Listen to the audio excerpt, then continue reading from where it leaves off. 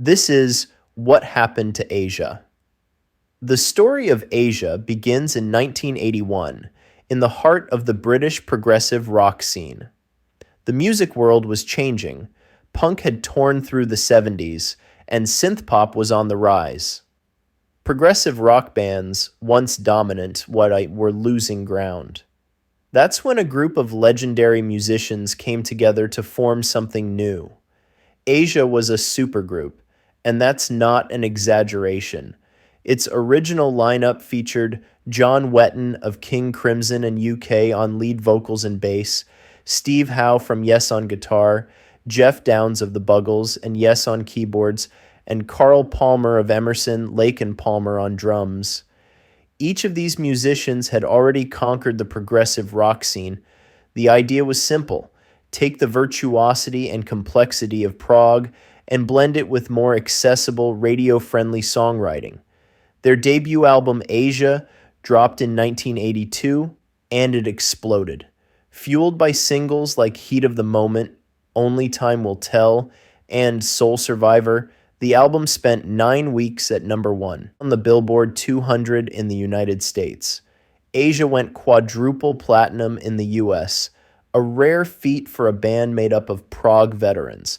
This wasn't underground music anymore. Asia was mainstream. What made it work?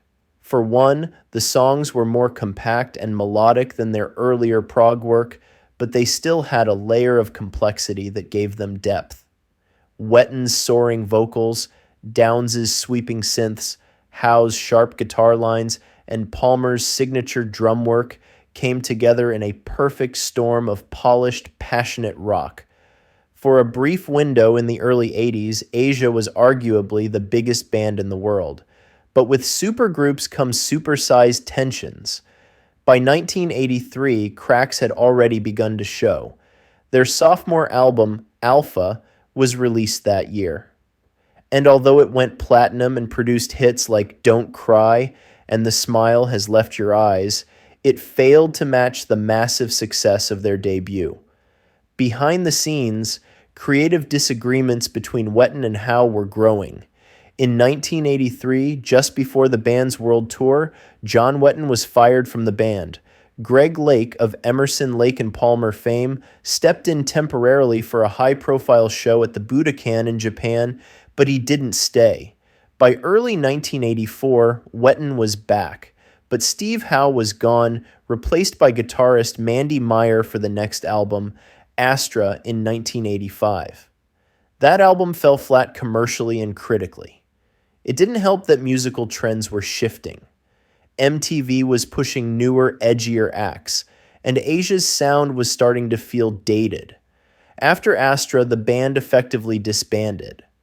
Asia was also credited with contributing the Giorgio Moroder-produced track Gypsy Soul to the Sylvester Stallone film soundtrack to Over the Top in 1987. However, Wetton was the only band member involved. Meanwhile, Howe went on to brief success with GTR, another supergroup, this one formed with former Genesis guitarist Steve Hackett and produced by Jeff Downes. But that wasn't the end. Wetton and Downes' attempt to restart the group in 1987 with guitarist Scott Gorham, formerly of Thin Lizzy, and drummer Michael Sturgis failed when they were unable to land a worldwide recording deal. In the 1990s and 2000s, Asia reemerged, albeit with different lineups. Jeff Downes was often the common thread, leading various incarnations of the band with changing members. Vocalists like John Payne stepped in, and a series of albums followed, including Aqua in 1992, Arena in 1996, and Aura in 2001. While these records never hit the same commercial heights, Asia retained a loyal fan base, especially in Europe and Japan. Meanwhile, Wetton and Downes had released some archival Asia material under the name Wetton Downes in September 2002, and they then reunited to record a full-length album, Icon, released in August 2005, and an accompanying EP and DVD. Released on Asia's newly signed label, SPV Inside Out Records, 2004's Silent Nation, the name being influenced by the Howard Stern versus FCC incident, picked up some unexpected exposure on the internet. In August 2005, Slade left Asia to be replaced by drummer Jay Schellen. Then in 2006, something unexpected happened. The original lineup reunited for the 25th anniversary of their debut. For fans, it was a dream come true. Wetton, Downs, Howe, and Palmer hit the road again, performing classics and releasing new material. Albums like Phoenix in 2008 and Omega in 2010 followed. The sound was older, wiser, more still rooted in that classic Asia tone, but more mature. But tragedy struck in 2017 when John Wetton died after a battle with cancer. His death marked the true end of the original Asia, as Wetton was not only the voice but the emotional and creative core of the group. His passing was felt deeply across the rock community.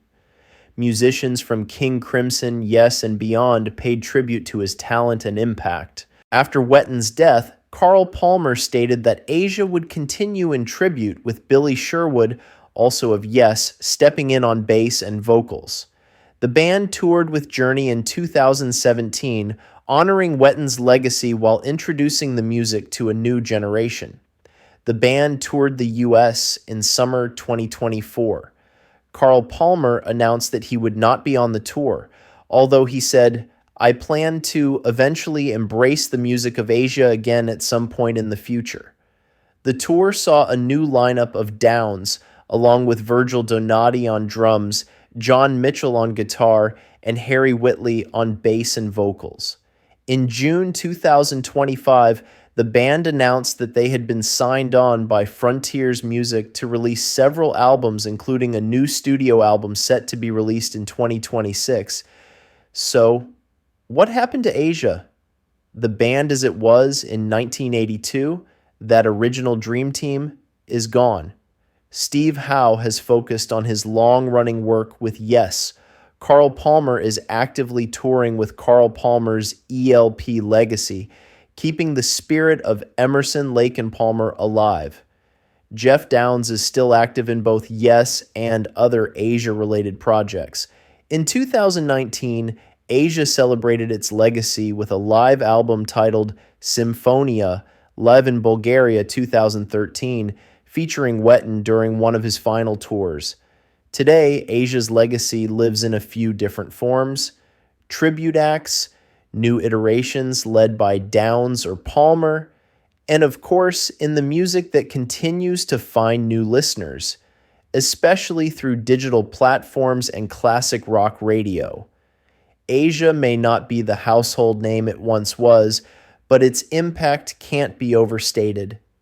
In many ways, the band bridged the gap between the sprawling world of 70s prog and the slick melodic pop rock of the 80s. They made technical music accessible and proved that virtuoso musicians could also top the charts.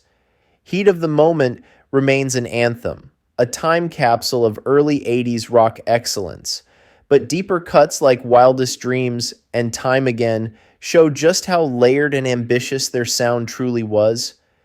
More importantly, Asia represents something rare, the moment when four legends came together and, for one brilliant album, caught lightning in a bottle.